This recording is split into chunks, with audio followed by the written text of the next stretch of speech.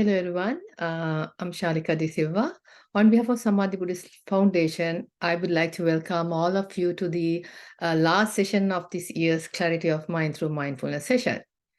Today, our topic is aging, and as everyone knows, aging is a physical and emotional suffering that all living beings go through in their later life.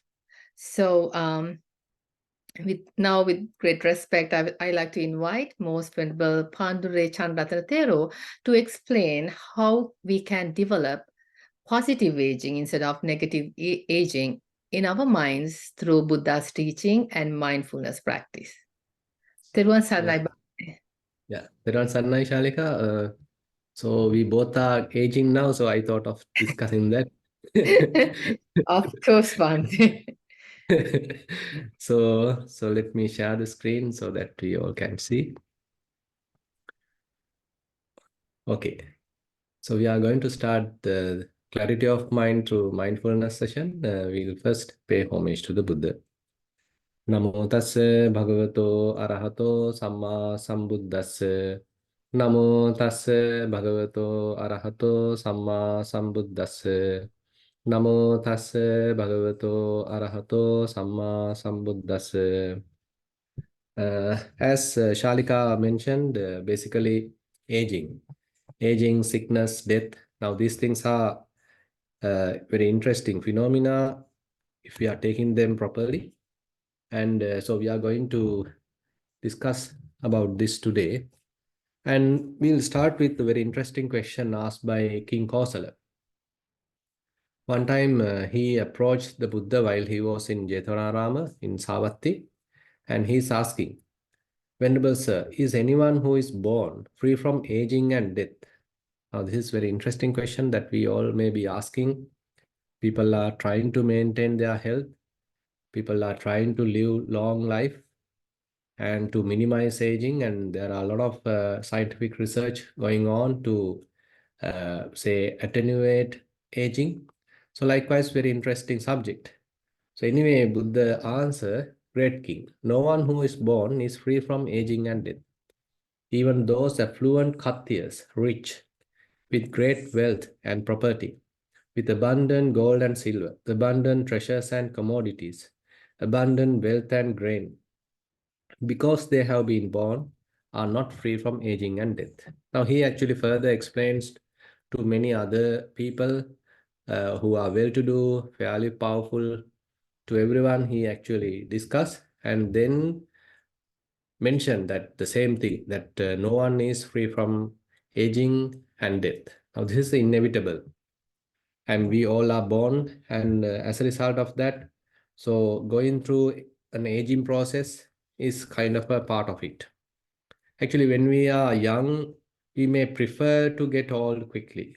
Old in the sense to become kind of a young person. When we are, say, a child, we may be sort of thinking how quickly I can be tall, how quickly I can get on to the university, how quickly I can find a job, how quickly I can marry. So likewise, we may be sort of even fantasizing about becoming a grown up. But ultimately, when we are grown up, the things change and the body starts aging and various aches and pains start appearing.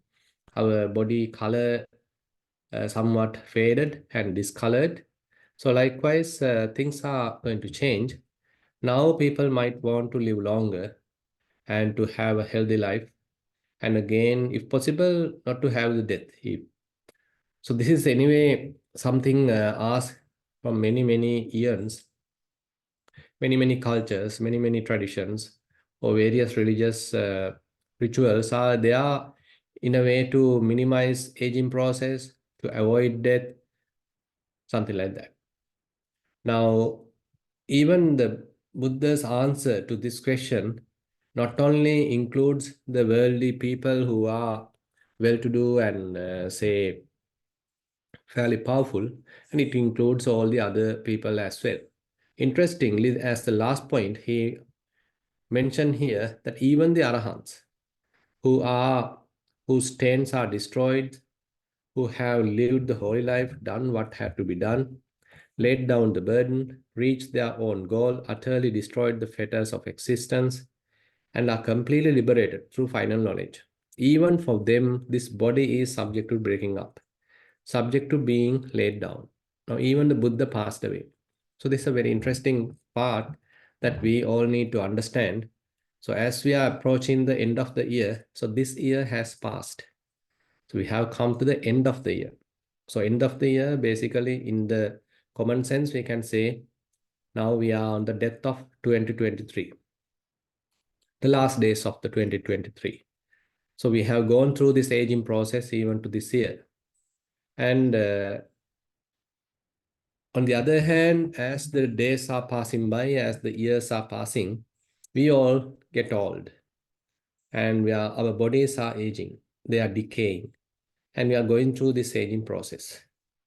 Now, as a summary, Buddha highlights here in this Jara Marana Sutta, aging and death, Jirantive Rajaratha Suchitta Atho Sa Sarirampi Jarang Upeti. Satancha Dhammo Na Jarang Upeti. Santo Have Sabbi Paveda Yanti. Now there's an interesting point Buddha highlights here. Even though beautiful chariots of kings wear out, this body too undergoes decay. But the Dhamma of the good does not decay. So the good proclaim along with the good. So basically, Buddha's teaching now, actually, we are spending, I think, 2,600 years after Buddha's uh, enlightenment. And that means a very long time. But still, people can get a lot of benefits, get a lot of guidance from the Buddha's teaching. So that's a universal truth, what Buddha has mentioned. So we can say, so therefore, Buddha's words is a kind of a lasting truth. But people have passed away, and many generations have gone through all these. They all are passed away. And whoever the Arahants with the Buddha all passed away. And many great warriors, great kings all passed away. And now we are living in another era. And whoever today also, maybe the presidents, maybe the kings, maybe the prime ministers, maybe the great leaders, who all are subject to the same thing. So it's a kind of an inevitable fact we need to understand. Now, basically, on the other hand, Buddha mentioned very interesting another phenomena. So one time, actually, very old Nakulapita, very devoted person to the Buddha, and his wife also quite devoted, and Buddha has shown a greatest compassion towards these people. And this person, Nakulapita, he approached once towards the Buddha when he was pretty old.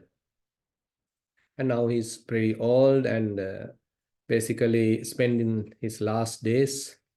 Anyway, he came to the monastery and introduced about himself. So basically, that now he is Mahallako Adhagato uh, Vayonupatto Aturakayo. So Aturakayo, basically his body is now afflicted with various diseases. Anicca Dassavi, Ko Panahang, Bante Bhagavato Manobhavaniyancha Bhikkhunam. Now, previously he used to come to the monastery often, but as a result of his aging process, since he is now a very old person, now it is for him quite difficult to come to the monastery again and again. So only rarely now he is coming to the monastery. Now, once he came to the monastery, now he is in a way telling to the Buddha what has happened. Previously, he was able to meet the Buddha and the other Sangha who are really worthy to see. And but now, unfortunately, I can't come. I'm old, Venerable Sir, aged, burdened with years, advanced in life, come to the last stage, afflicted in body, often ill. I rarely get to see the Blessed One and the bhikkhus worthy of esteem. Now he can't come often, so he is rarely coming. Let the Blessed One exhort me, Venerable Sir, let him instruct me, since that would lead to my welfare and happiness for a long time. Now he is interested of asking some dhamma which is appropriate for his aging body and his sickness and the last days of his life. Now Buddha's answer is quite interesting. Evametang gahapati, evametang gahapati. Aturo hayang gahapati kayo. Andabhuto pariyonadhu. Yohi gahapati imankayang pariharanto. Muhuttampi arogyang patijaneya kimanyatra balya. Now Buddha says, so it is householder, so it is. This body of yours is afflicted, weighed down, encumbered. If anyone carrying around this body were to claim to be healthy even for a moment, what is that due to other than foolishness? So that means, on the other hand, our bodies are continuously subjected to some kind of a defect, some kind of a, say, discomfort, or some kind of an illness.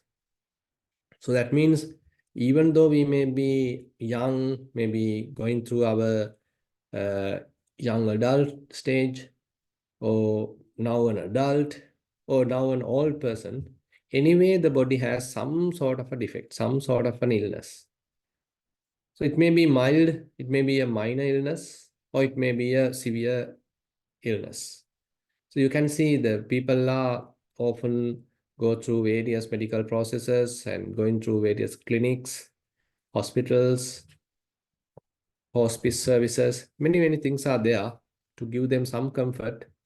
But anyway, all ranges of people are there, irrespective of their race, irrespective of their clan or country, nationality, whatever it is. So all the people are having the same process, the aging process. It's a very common thing.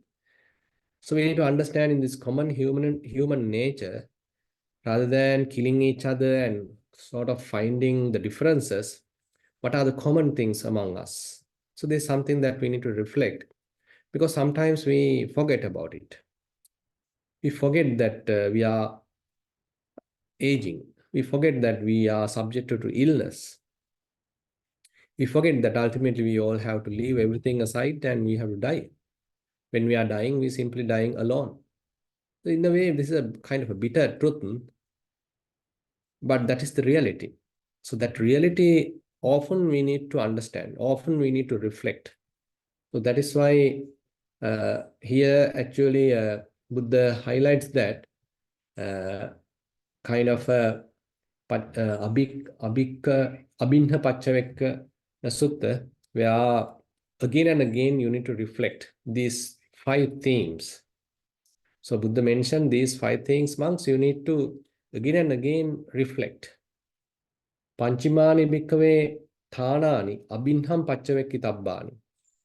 Ithyāvā purisenava. Gahattenava pabbajitenava. Now, these 5 things are common to everyone. So that is something that we need to realize. So particularly it is mentioned Ityava Purisenava, Gahattenava Pabbajitenava. Now that means it is not only for the kind of this ascetics, but even the Gahatte, so that means the lay people. Even the lay people would ask to reflect often these 5 things. Jaradammohomi jarang anatitoti. Abhinham paccavekkitabba. So Buddha mentioned, I am subject to old age. I am not exempt from old age. I am subject to old age. So maybe currently I am young, but I am subject to old age. I am not exempted from the old age. Maybe I am sort of strong right now. I can overpower the others, but I need to understand, okay, I am subject to old age. There may be a day that I need someone's hand. There may be a day I need maybe clutches, maybe someone's support, even to get out from the bed. Currently, I am quite strong, but there may be a day where I need someone's support, even to change the posture. So this is something very interesting that we need to understand. Actually, my both parents passed away in their old age. So they went through this whole process. Most of us may have such experiences. How our parents, how our grandparents, how they lived their last days, how in a way weak they are, how we have to attend them, how we have to give some support, even to change their posture, sometimes to turn to the other side of the bed. So we have to give some support. They themselves can't do it. So this aging process is something inevitable that maybe our parents, maybe our grandparents, maybe our relatives already have gone through it. So it is coming to us as well. So this is something that sometimes we don't want to think. We simply want to think only the, say, the beautiful side of the life, forgetting about the this kind of inevitable realities. But often Buddha say you need to reflect. I am subject to old age. Now, when we are reflecting like this, so our conceit can be kept aside. Because what happens is when we are strong, when we are well to do, and our life is going on really well, basically we are going through some sort of a conceited mentality. And we can even look down the others. We can even compete with the others. And we can even show our strength to the others, forgetting about these realities. So if we often reflect that I am subject to old age and not exempt from the old age, so then we become very humble. And we don't need to compete with another human being because I too will go through that. And sometimes people tend to tease the old people, not thinking that they too are subject to the same fate. But when we have this proper understanding, okay, I too is going through this whole process. So basically it takes us all everyone to the ground, take us all everyone to the reality, so that we may have a kind of a compassionate view about everyone. And then further Buddha mentioned, Vyadi Dhammomhi, Vyading Anatitoti, Abhinham Pachavekitabba. I am subject to illness. I am not exempt from illness. And we know that there are many hospitals, maybe cancer hospitals, and many sort of very difficult situations that people are going through. And we sometimes go there and we feel really sympathetic about the situation. But how about ourselves? So same thing can happen to us as well. We never know actually. When it is going to happen, how we would be able to recover, or we are not able to recover, that quite not sure. Therefore, having such kind of a realistic view takes us really to the ground, makes us really humble. And on the other hand, when we are really healthy, so that can create another kind of conceit. Sometimes it is called in the Dhamma as Arogya Mother. When you see that the others are quite helpless and they have a lot of illnesses, but you are doing really well, not getting any illnesses often, and your body is quite strong, healthy, it can sustain, it can bear things. So then there's a possibility that your mind can afflict with conceit. Now, in parallel with the body, now we need to look at the mind as well. So basically, that means so we sometimes take for granted the body's situation, not thinking that the illnesses may afflict us as well. But when we are quite mature and wise, then we may understand, okay, probably I am fairly healthy today, but I am not sure about tomorrow because this is a vulnerable situation I am going through. This whole body is dependent on so many conditions. If something goes wrong, this can become sick. And many suttas actually, Buddha has laid down various reasons, causes, how the body can become sick. So likewise, if we understand, if we reflect often that we too are subject to illness, so that is another thing, makes us humble and takes us to the reality. And then Buddha further mentioned, Marana Dhammomi Maranang Anatitoti, Abhinham Pachavekitabba. I am subject to death. I am not exempt from death. Now you can see that Buddha, in a way, preparing us for these realities. It is not that we are hiding these truths. Sometimes in the, say, most of the societies, including the typically in the West, so they don't want to show these realities. They want everything to be beautiful, everyone in a, say, very beautiful mansion. So all the sick, ill, death are that people are put into some other corner. The young people don't want to look at them, so they want to see only the positive side. So that's in a way a kind of wrong attitude, forgetting about the reality, knowing only one side of the life, ignoring about the other side. But we need to see the both sides. How about the good side? How about the bad side? So then only we may get the proper understanding. Now, when we understand, okay, I am also going to die, so then you don't have much time to waste.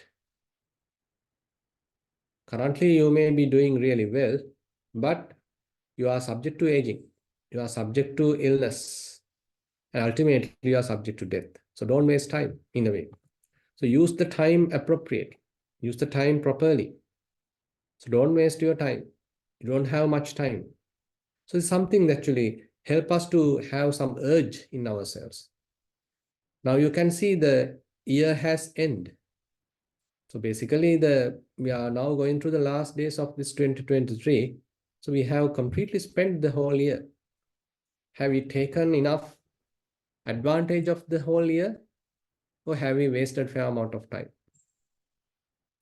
And now new year is ahead. Can we have a kind of determination? Okay, I'm going to use the time effectively. I'm looking about my spiritual growth. I'm considering it deeply so that I am not going to waste some time, because there is no long time available for me. So this is something that actually as Buddhists, as practitioners, we need to reflect,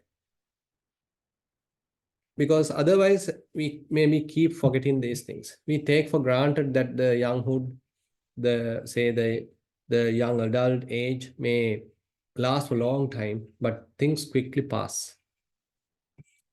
And then another part, actually, Buddha adds to this particular sutta. He asks us to reflect these themes often. Sabbehi me piyehi manapehi nana bhavo vina bhavoti abhinham pacchavekkitamba ityava purusenava gahattenava pabbajitenava. Irrespective of whether you are a layperson or a monk, you got to reflect on these things.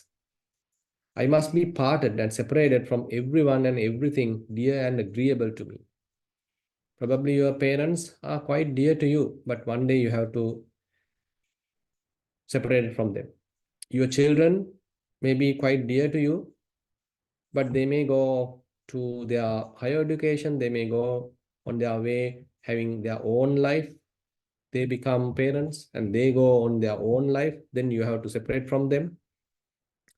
Maybe your friends, they have their own endeavors, so their visions, and they go on their own way. So ultimately, we sometimes become alone.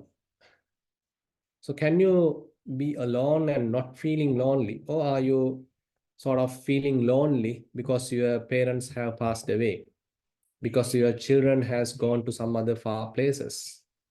So these are kind of realities that we need to understand.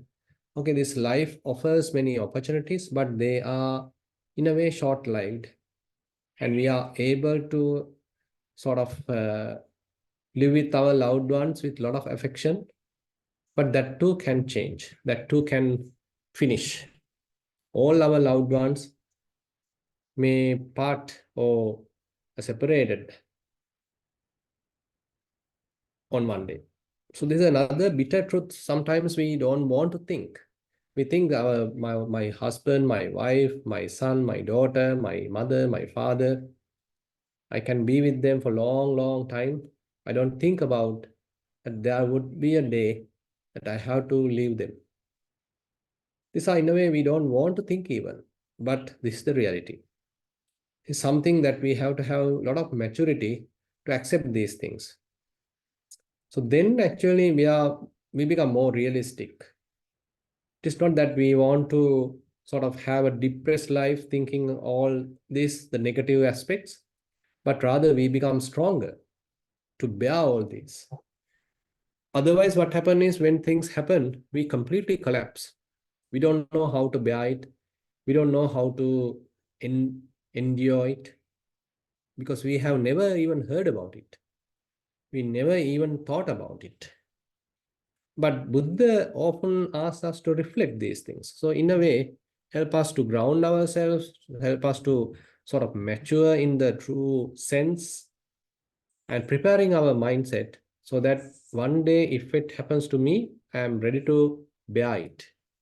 I am ready to accept it. And again, uplift ourselves back to our normal way of life rather than completely depressed, rather than completely collapse for a long, long time. Since you are known to these things for a long time, so if it happens to you, okay, you are ready to accept. It's kind of a radical acceptance. So kind of a radical acceptance. Okay, you are well aware of it. You know that you are going to sick, become sick one day. You know that you are subject to aging one day. You know that you are going to die one day. And you know that all the dear ones, loved ones, one day may be separated from you. So that is something that you know. So kind of a strong reality that you know. Then it happens, once it happens, so you can actually bear it.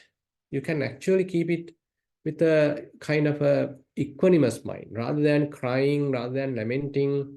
You're able to bear it.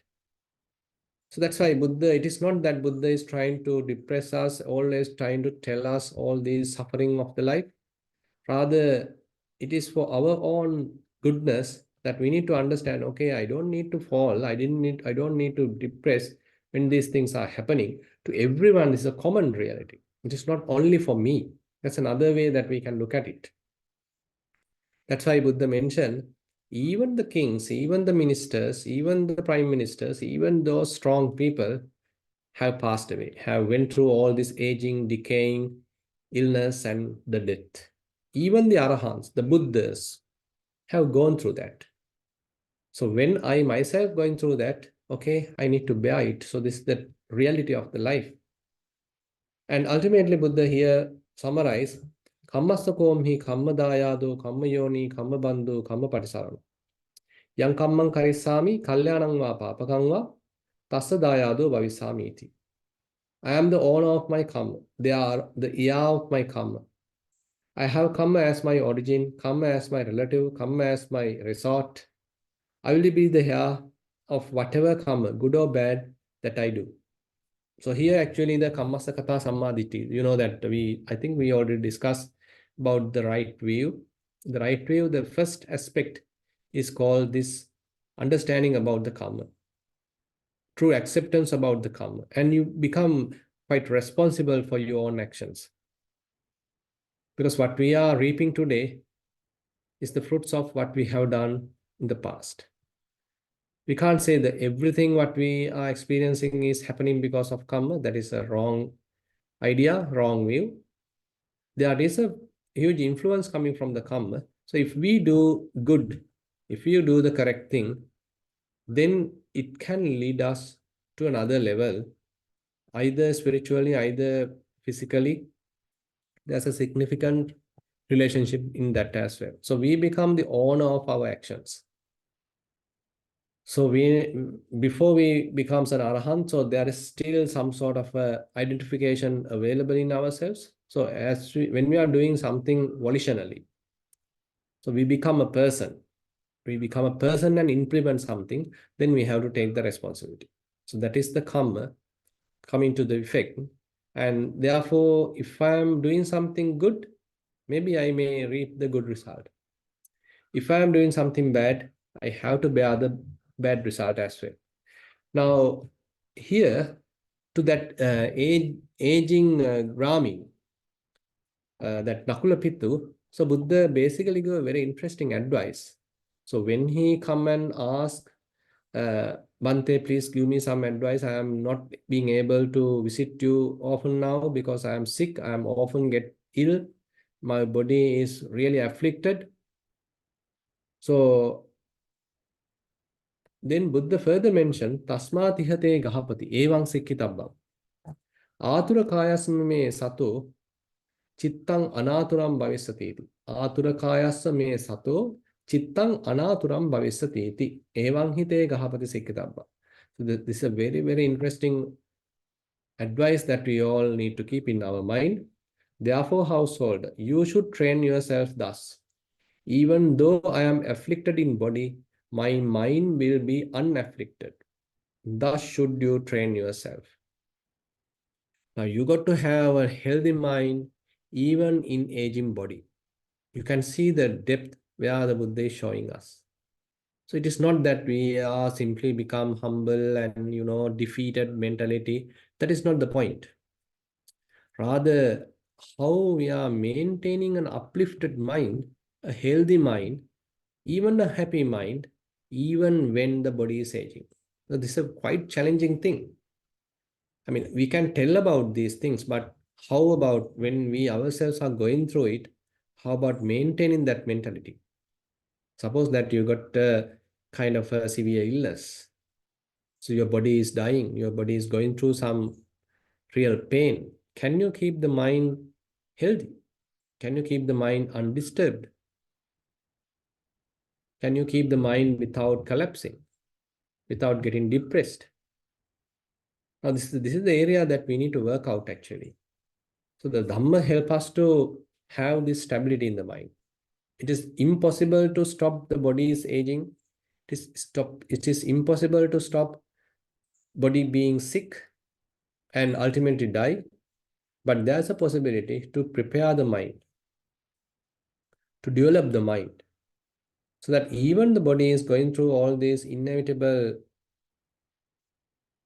circumstances, but your mind is quite capable of bearing the whole situation. Even the body is sick, mind can maintain some calmness. Even the body is sick, the mind is not sick. Now, this is the way that Buddha asks us to train ourselves. And there's an interesting other suttas where Buddha encourage us and sort of urge us to the proper living. There's an interesting sutta called Simile of the Mountain, Pabbatupama Sutta in Sanghata Nikaya. So there again the King Kosala approached the Buddha one time and then he had a little conversation. And there he mentioned that I have a lot of other work. You know that I am the king, and kings are quite indulged with the sensual pleasures and they have to collect this, they have to collect taxes, even today that people are against accumulating taxes. So same thing actually, king is also mentioning, I have a lot of this king's affairs to deal with. I am fully indulged in those king's affairs. And when that is mentioned, Buddha is giving a very interesting simile. He is telling, what do you think, great king? Suppose a man would come to you from the east, one who is trustworthy and reliable, and would tell you, for sure, great king, you should know this. I am coming from the east, and there I saw a great mountain, high as the clouds, coming this way, crushing all living beings. Do whatever you think should be done, great king. Now, this is an interesting simile that Buddha is giving.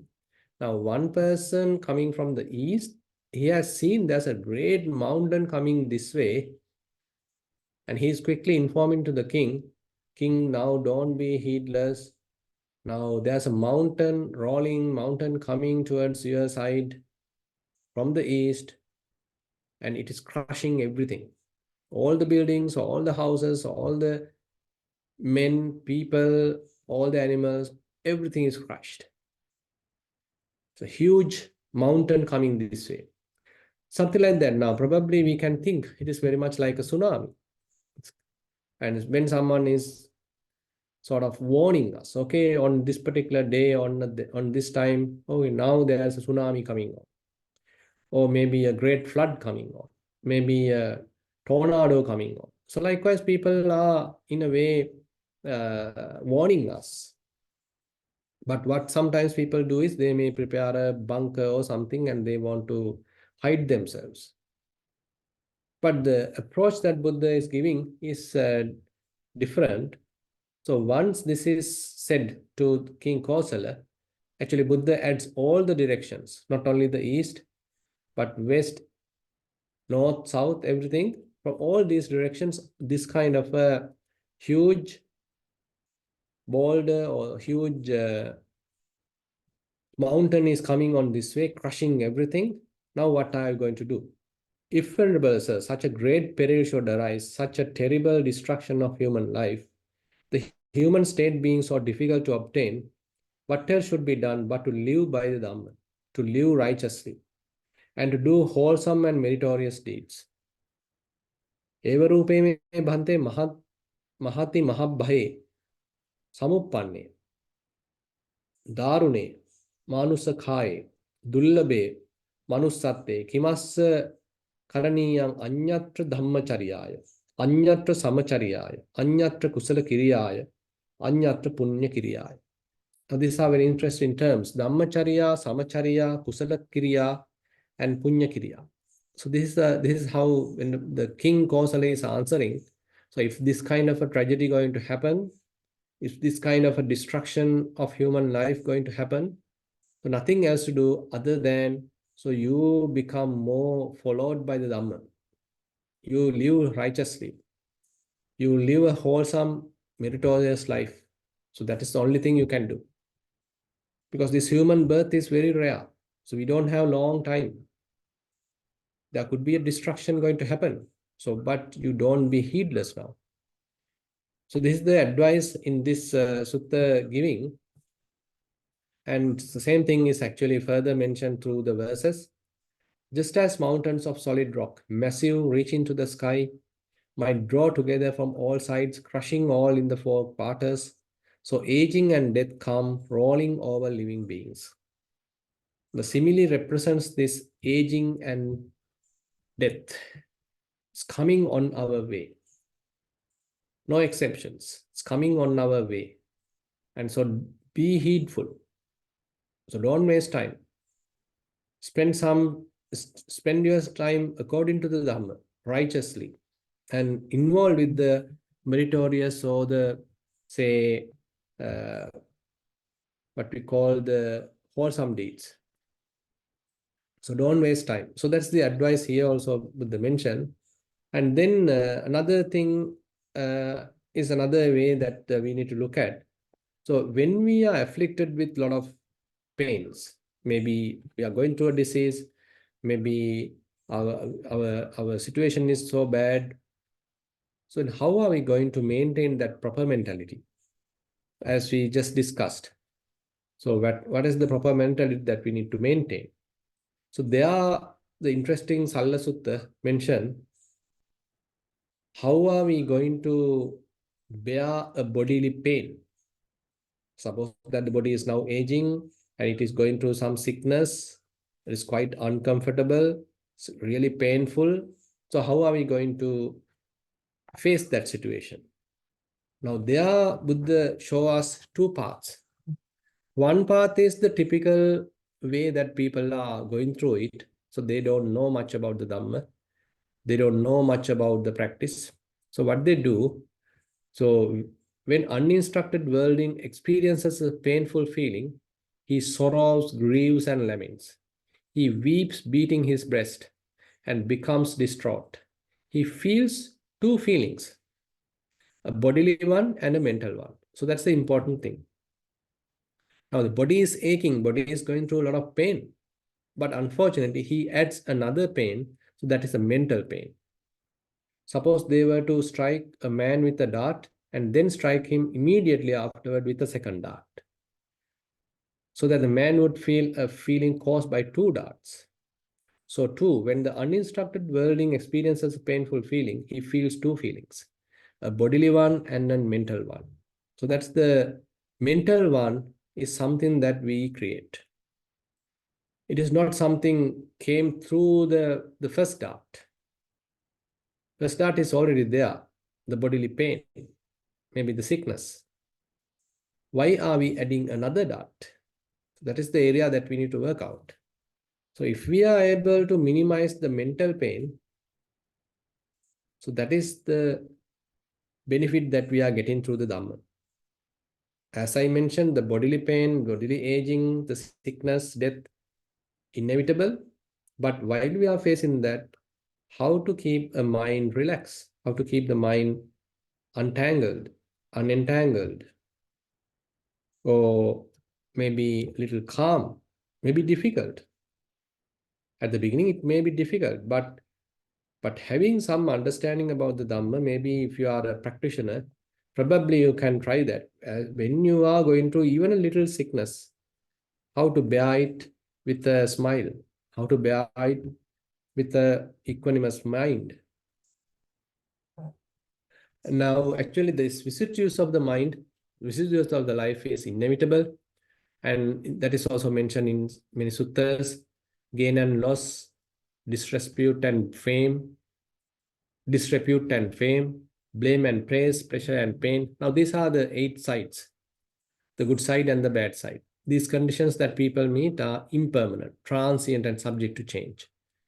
Now, sometimes we all expect the good side. We all want the gain. We all want the fame. We all want the praise, and we want the pleasure. So we are going after that. And once it is there, once it is available, so we want to hold it. We want to keep it for long, long time. But they are impermanent. The gains are impermanent. The fame is impermanent. The praise also impermanent. The pleasure also impermanent. And we are going through the opposites. We might lose, we might get some disrespect, disrepute, and sometimes kind of a blame, maybe a pain. These are also coming. Within the day, even things are changing. If you experience a very good day today, probably tomorrow it's not that good. So according to your measurements, if you spend a very good sitting session, maybe the next session could be kind of a not so satisfactory. On the opposite, also possible. Suppose now, today is a bad day, according to your words, your assumptions, your expectations, but tomorrow could be a good day. So likewise, things are constantly changing. So these are the rolling side of the life. So we are going up and down, vicissitudes of the life. Etecha natva satima sumedu avikkati viparinama dhamme. Ittassa dhamma na matenti chittang anitto no patighatameti. So the wise person, what he does is that when things are really good, he don't become excited. He knows that things can change. So he maintain his calmness. He maintain his, the stability of the mind. He don't get excited about the good side. On the other hand, when things go the opposite, he don't get repelled by the undesirable conditions. He's able to bear things even when things are not so good. Tassanurodha athava virodha vidhupita attangata na santi padancha nyatva virajang asokang sammapajanati bhavasya paragu. Now he's the wise person. He's the wise person. He completely dispelled attraction and repulsion. So his mind is not moving too much. He's maintaining kind of a stability. His mind is fairly still, not going up and down.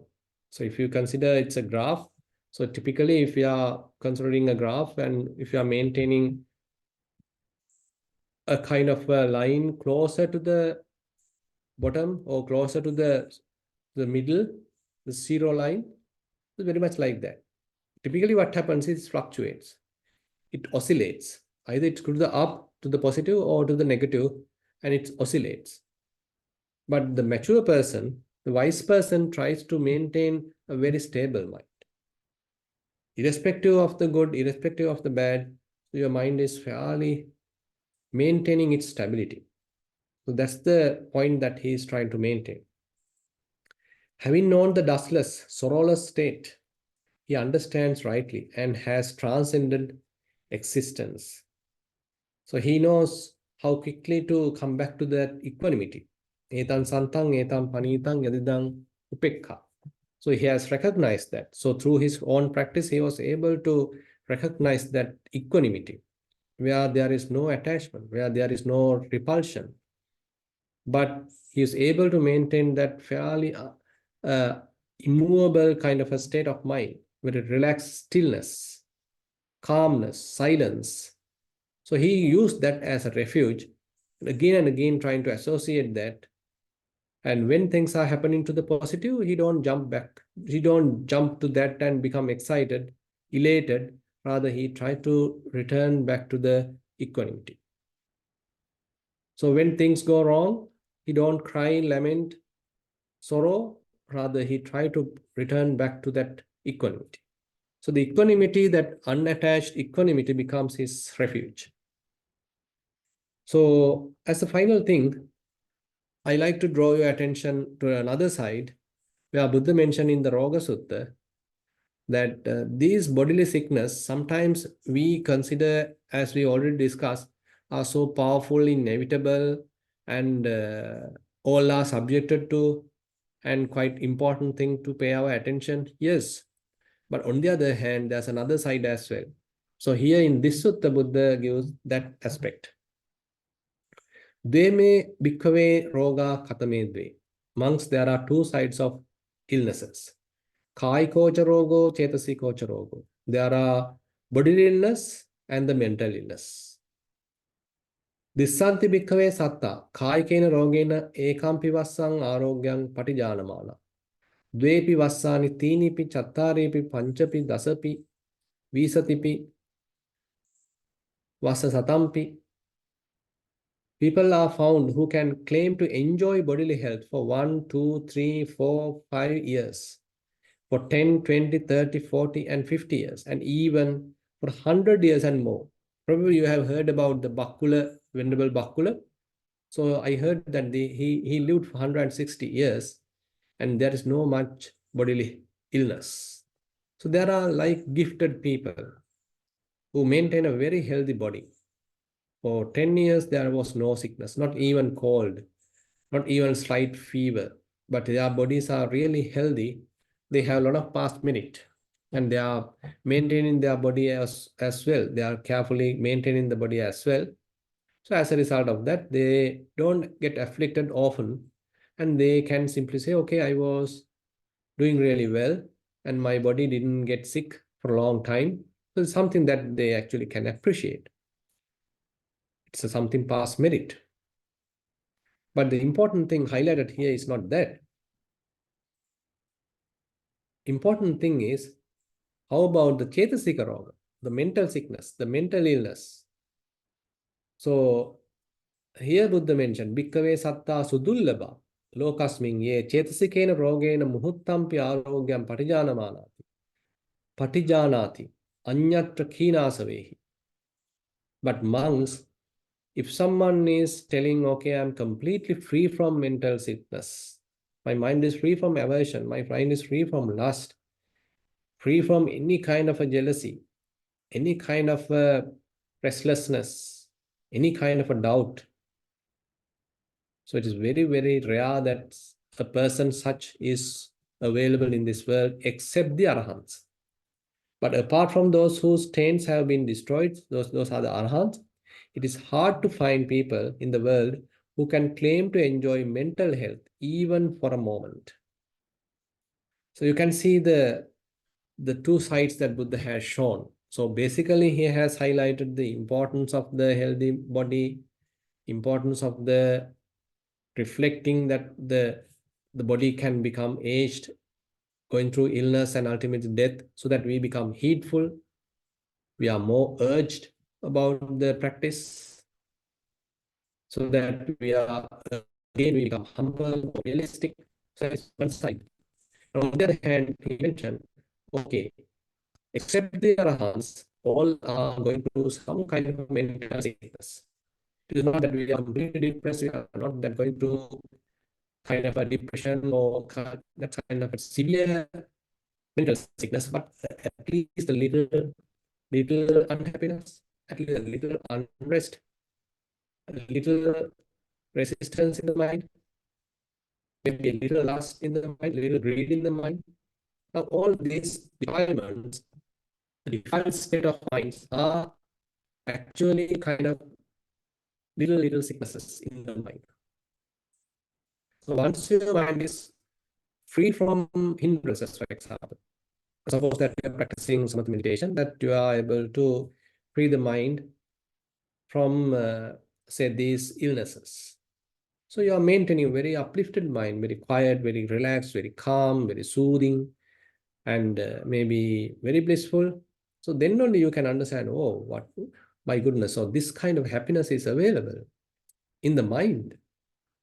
I didn't know about it. I was thinking only about kind of an angry mind every day, a restless mind every day, a doubtful mind every day, kind of a regretting mind every day. But there's a possibility I can maintain a very beautiful mind.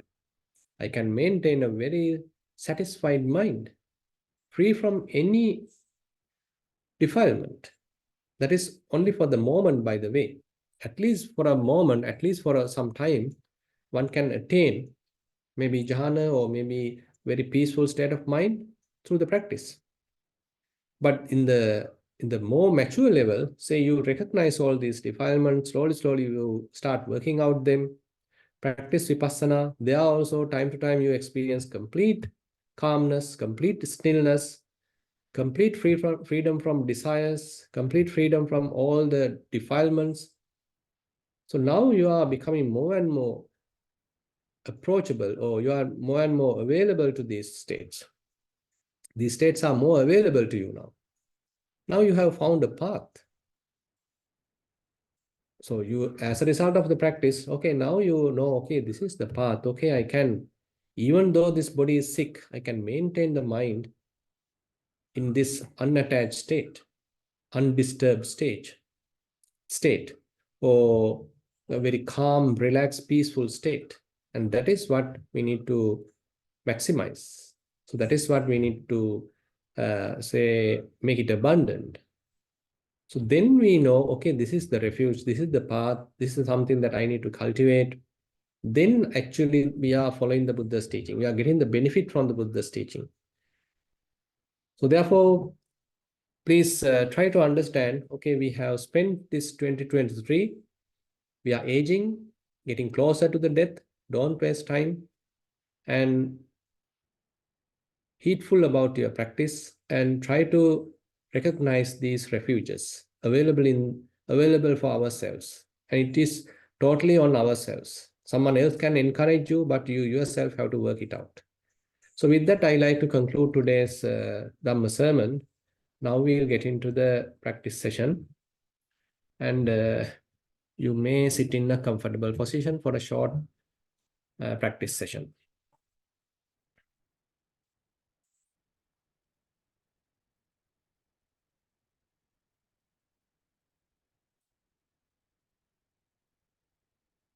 So try to keep your eyes gently closed.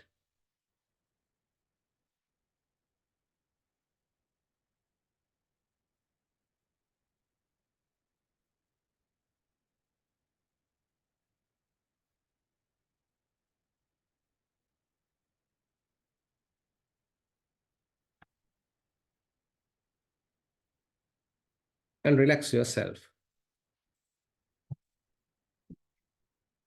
And basically recognize your posture. Now we are comfortably sitting. Don't crowd your mind, just relax your mind. And we are not going to do something complicated. We are simply trying to connect with our body. First, we are trying to connect with the body. Maybe later you can even let it go and completely free the mind. Anyway, first it is easy for most of us to connect with the body, recognize the body posture.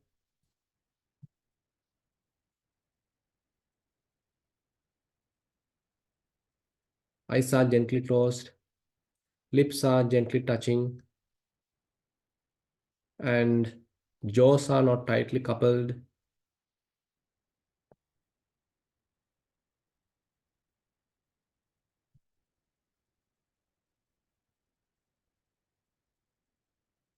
And head straight. and there is no tension in your face, maintain a slight smile. We are trying to maintain a peaceful mind. So it's a very good opportunity for everyone. So try to appreciate that.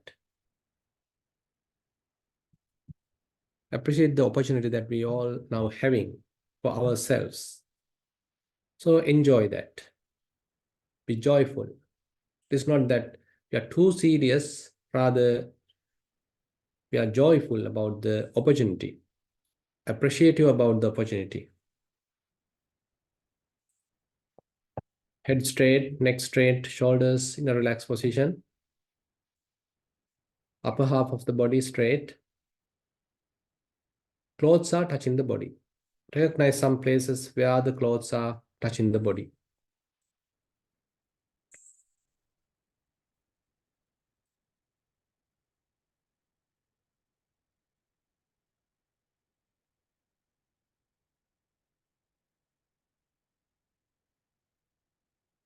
Take a deep breath, hold it for a while, slowly release.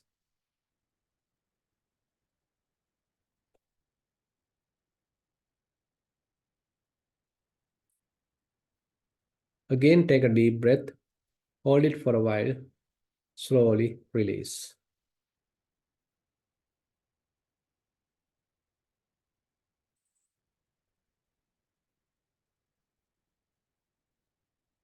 Try to go inside the body. What are the feelings that you can recognize? Maybe heart vibration, maybe the abdominal movement, rising and falling of the abdomen. Try to keep your attention there. Be aware of each rising, be aware of each falling.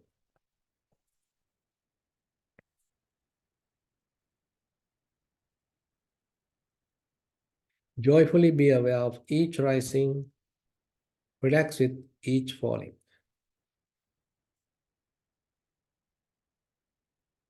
Rising and be happy. Falling and be relaxed.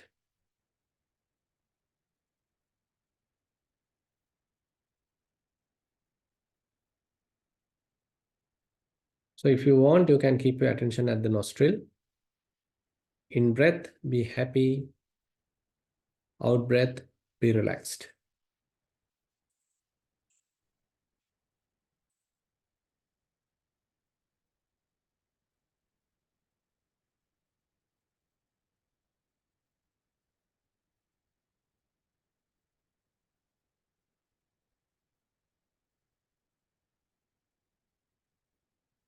As you are further connecting to the body, probably you can recognize how your hands are kept. The two are relaxed. There is no any tension. How buttocks touching the cushion. Maybe some pressure, maybe weight concentrated there.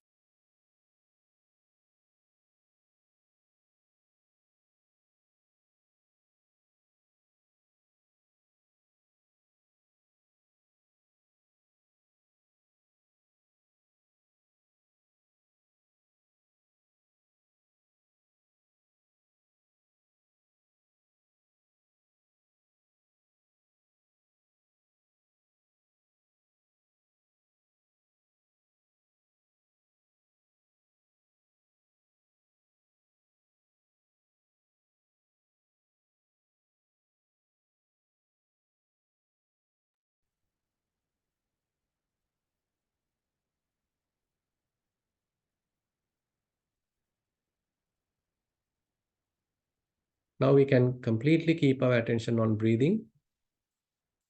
Be aware of each in-breath, each out-breath. Try to recognize the beginning, the middle, the end of in-breath, and there may be a little gap just before the out-breath. Next, the beginning, the middle, the end of out-breath. There may be a little gap just before the in-breath. Try to slowly, carefully recognize the whole breathing cycle. If there are any thoughts, just ignore them. Don't give much value to them. Be with the breath.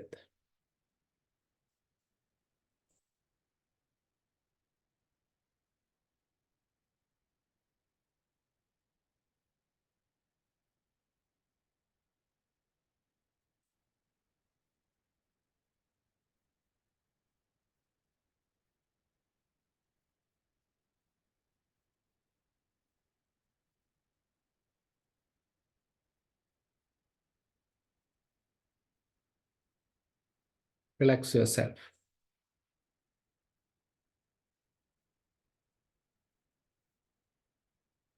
Once you are confident, you can continue your practice, maybe the mindfulness on breathing.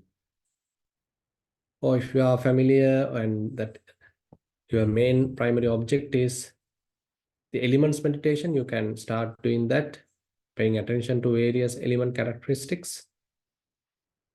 Or if you are continuing with feelings, you can pay attention to various feelings and continue the mindfulness on feeling. You can look at the mind. If you are already into Chittanupasana, Dhammanupasana, you can look at your mind, maintaining very relaxed attention, allowing thoughts to come and go, and recognizing the unattached, unestablished, unassociated equanimity available in the mind, and trying to dwell there without attaching to anything, enjoying the inner silence.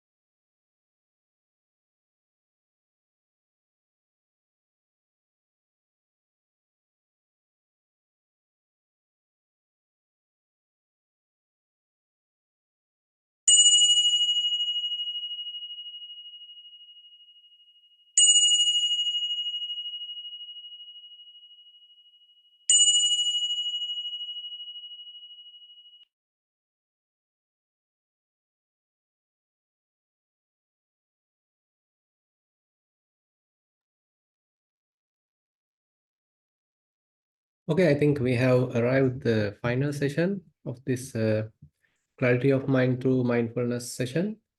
And if you have any questions related to today's Dhamma sermon about your practice, now it is the time for you to take that opportunity.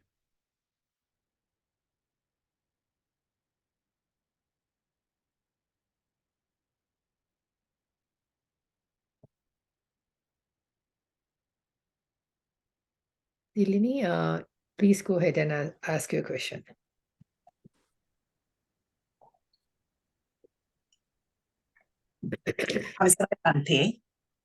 Yeah.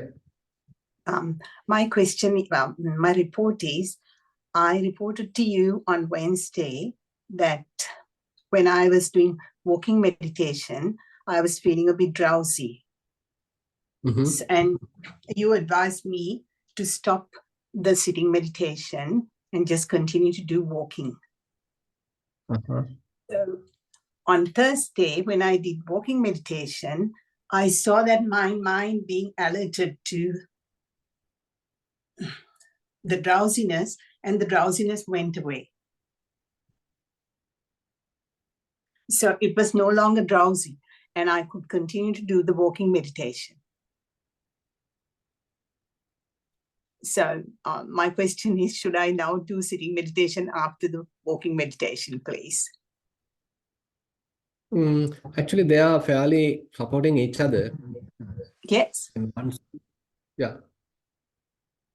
So they are actually supporting each other. So if you feel that for you doing sitting is much appropriate, and then you can continue the same while in the walking, there is no harm.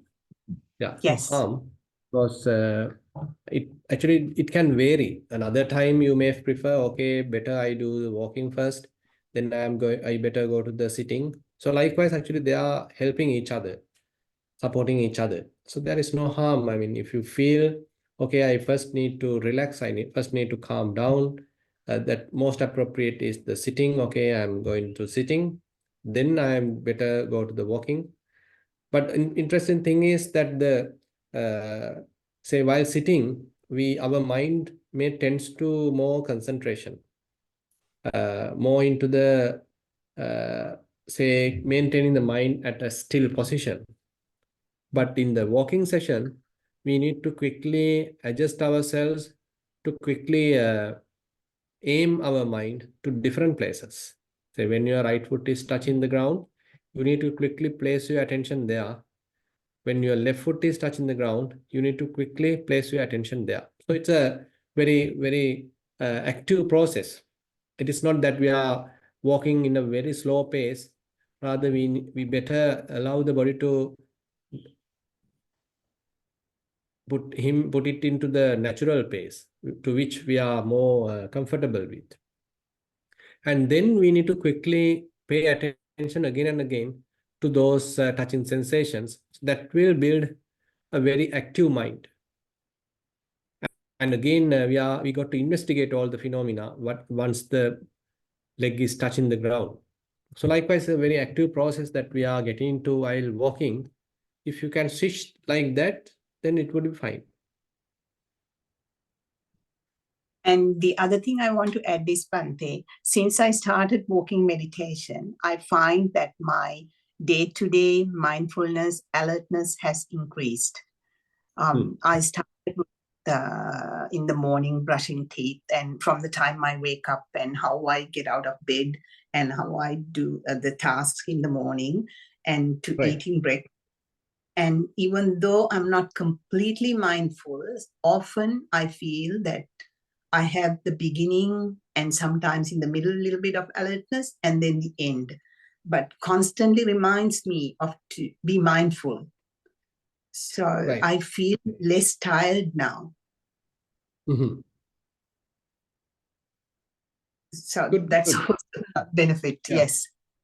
Yeah, definitely. I mean, these are the good advantages we can recognize and keep it up. I mean, these are pretty good, and more you practice, more you will understand the benefits, because the walking meditation is a very interesting practice. We are giving you clarity of mind. basically, because it's a very, that releasing kind of experience.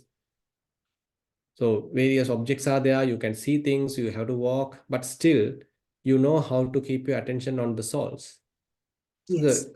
in a way, at the beginning, it appear like challenging, but slowly, once you gain the skill, it is very, very interesting practice. And also, if I'm about to have an emotional outburst or something, getting annoyed or something, I notice my mind quickly goes to looking at the sole of my feet. And so that goes away and I no longer react to things. Right. Yeah, keep going. So, Yeah, maybe later, even once you develop fair amount of skills, so all those what we say as the distractions can also become an object of your practice. For the time being, okay. it is okay. For the time being, as much as possible, keep your attention on the touching sensation and start investigating that. Yes. And later, all the distractions become a kind of a teacher for you. Okay. Yeah. Thank you very much, Bhante. Much merit to you. Thank you. Yeah. Thero Sannai. Thero Sannai, Bhante.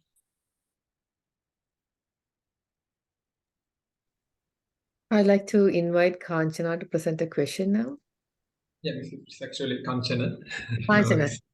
No worries. Yeah. Hamdurune, I have one question. So I have been practicing meditation and I'm listening to Dhamma and reading about Dharma for a couple of years now.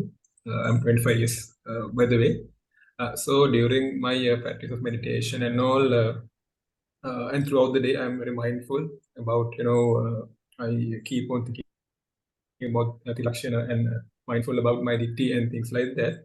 So during my meditation, what have been encountered is, even though I focus on my breath or even focus on the changes that the mind goes through, sometimes it drifts away, right? So Sorry, sometimes what? the mind drifts away. Certain other things come into mind, maybe work related, Right. maybe related things comes in. So, but it comes back to the breath, right? Yeah. Initially, there was a certain delay and a big frequency, right? Maybe for a couple of seconds, the mind stays, and then for 10 seconds or so, the mind drifts away. So what I want to know is, now actually it has been reduced. What I actually want to know is that natural? Is it natural to mind to drift away and then come back to, or is it should be, yeah, in a way that the mind should continuously be focused on the breath? It's a natural thing to, deviate and come back, or how? Yeah, it's natural. So basically, the till we train it for a long time, it's quite natural to drift from your object, the primary object, to something else. So that is what we call as restlessness, and it has certain impact coming from the sensual desire as well. So all these hindrances actually not allowing us to maintain our attention on where we want. Rather, it again and again drifts to something else. So it is our duty to again and again bring it back and keep it where we want. Ultimately, so as we continue our practice, mind starts collecting itself. So then we call it fairly concentrated, fairly focused, and less drifting, less distractions. And moreover, it is able to be mindful. So whatever the present phenomena, quickly it can investigate, be aware of it, and not much interested about the other, what we don't want. And as I just discussed, maybe later time, all the objects may be some sort of a field for your investigation. But for the time being, just try to maintain your attention on breathing or rising and falling, or while walking onto your soles, the touch sensations. So that becomes your primary object. Thank you, Elder. Thank you, Miss. Yeah. Dhananjay, please go ahead and present your question.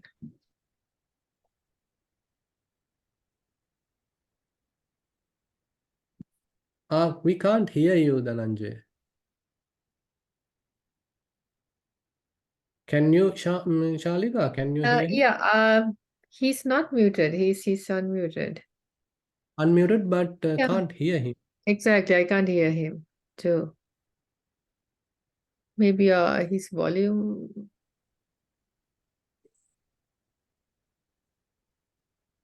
Still can't. Can you? Yeah. Yeah, still can't hear you. Something wrong with your mic. Yep. Maybe see the in Zoom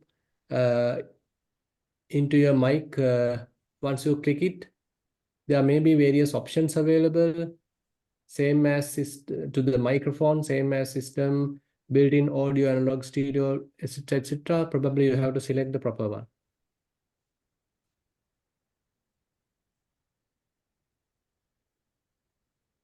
Dhananjay, if you want a little bit of time, there is a written question I can present to Bhante. I hope it is fine. Yeah, now you are muted, by the way. Probably, okay, anyway. Yeah, Bhante, there's a written question. I always mixed up with Chittanupassana and Dhammanupassana. Bhante, appreciate if you can help me sort this out to understand separation of these mindful thoughts with merit. Yeah. So basically, Chittanupassana, in one sense, let me give a very beautiful example. I learned this from Sayadaw U Jyotika, who's a Burmese Sayadaw. So he interestingly showed the difference. Say, assume that you have given several drinks, say one orange, another maybe tea, another coffee. So now you can individually recognize, okay, this is the fruit juice, and this is the coffee, this is the tea. So you can individually recognize. That's not that difficult. And suppose now you start tasting the tea, and there you can recognize, okay, it is hot. It may be with a lot of tea, or maybe with less tea, very strong tea, or maybe with less sugar, more sugar. So like that, you can now go to the individual ingredients of that particular what you have selected. Now, in these two phenomena, the first level where you recognize, okay, the fruit juice, okay, this is the tea, this is the coffee. So that is very much like the Chittanupassana. There are various different kinds of mental states are there, and you can distinctly recognize, okay, now there is a lustful thought, now there is a angry thought, now there is a envious thought, now there is greed, now there is restlessness. So likewise, different mental states, different thoughts, you can individually recognize. But once you are continuing that, slowly you may understand, okay, time to time you may even encounter completely freedom of thoughts. There are no thoughts at all, and maybe they are slowing down. There are gaps between thoughts. And now you can recognize, okay, there is nothing. While there is nothing, okay, now the beginning of the thought, beginning of an kind of an angry thought, a little bit of ill will. Now it's just the beginning that you can recognize. Now it is available. Now you can see. Now it has gone. That also you can notice. And once it is gone, okay, again you are back into the emptiness. You are back in the calmness, peacefulness. Nothing is available in the mind. So likewise, now you have gone little deeper, very subtle analysis of the mind, very subtle awareness of the mind. Even the beginning of a particular thought, you can notice its availability, you can notice, and its disappearance also you can notice. And once it is not there, that also you can notice. So likewise, your attention is more refined, and you can comprehend more closely, carefully, once we are into the Dhammanupassana. So this is very much the difference. At the beginning, we get an overview kind of understanding about the mind that is very much in the Chittanupassana. But as we move forward in the Dhammanupassana, the further little aspects, minute aspects are available to you, known to you.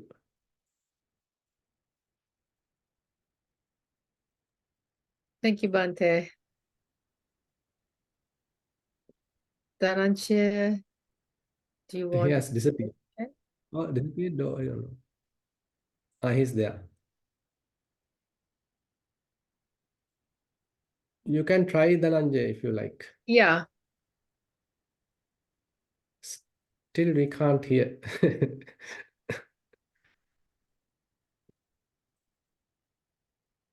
Yeah, we can't hear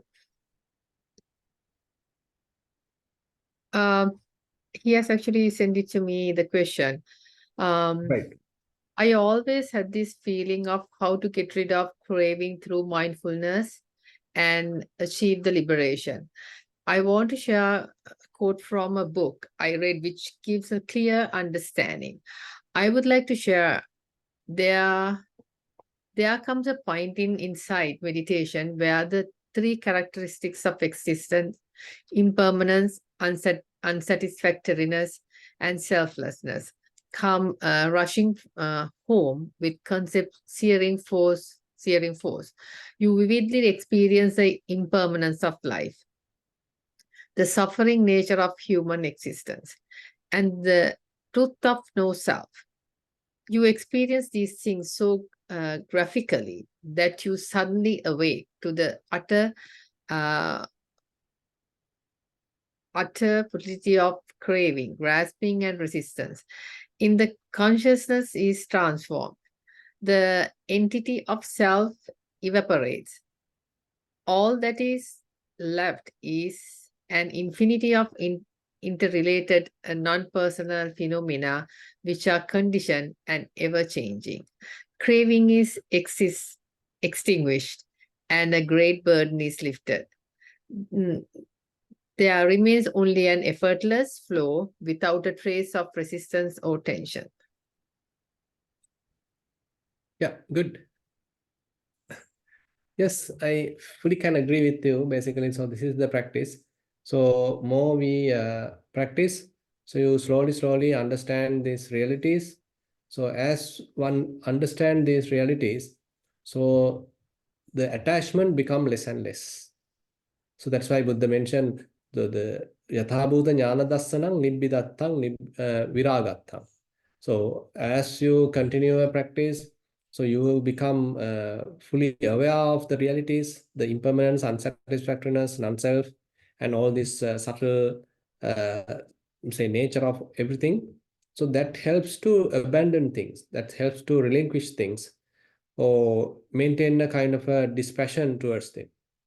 So ultimately, mind tries to maintain an effortless awareness without grasping anything, without holding on to anything. So that is where I think we already little touch in the Dhamma sermon today, what I have mentioned as the equanimity. Yeah, untangled equanimity. Your mind is completely free. There is no associations at all. It is not much conditioned, not much colored, rather having its own clarity, maintaining a very calmness, a kind of a peacefulness. So that is what we need to find as a refuge, a kind of a temporary liberation. Sometimes call it as a tadanga nibbhuti. Depending on our wisdom, to the extent of our wisdom, we can maintain that liberation. We can maintain that clarity of the mind.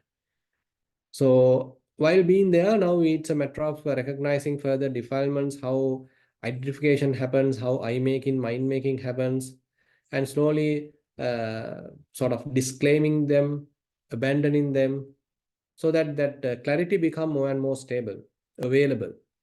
That unattached, unconditioned nature of the mind become more and more available, more and more purified, so that the process is continuing, abandoning or purifying the mind, abandoning all the defilements. So there are very interestingly, actually, Buddha mentioned this whole phenomena in say in many suttas, and in the certain as verses, even in the Sutta Nipata, for example. So very interesting, these things are summarized and mentioned. So what you have written also very much similar. Thank you, Bhante. I think that's all we have received. And Shalika, you are suggesting 27th January, right? Yes, Bhante. I'm thinking I like, think yeah. it should be possible. It's possible, right? Okay. Thank you, Bhante. Thank you so much, Bhante, for the valuable Dhamma talk today. And I just, as Bhante said, our next session is going to be January 26th, 8:30 p.m. Eastern Standard Time, which is going to be Saturday, January 27th, 7 a.m. Sri Lankan time. So thanks again, and I wish you good health and long life, Bhante, Theruvan Saranai, and I wish you all a very happy, healthy, and a very peaceful New Year. Yeah. Same to you, Charlika, to everyone.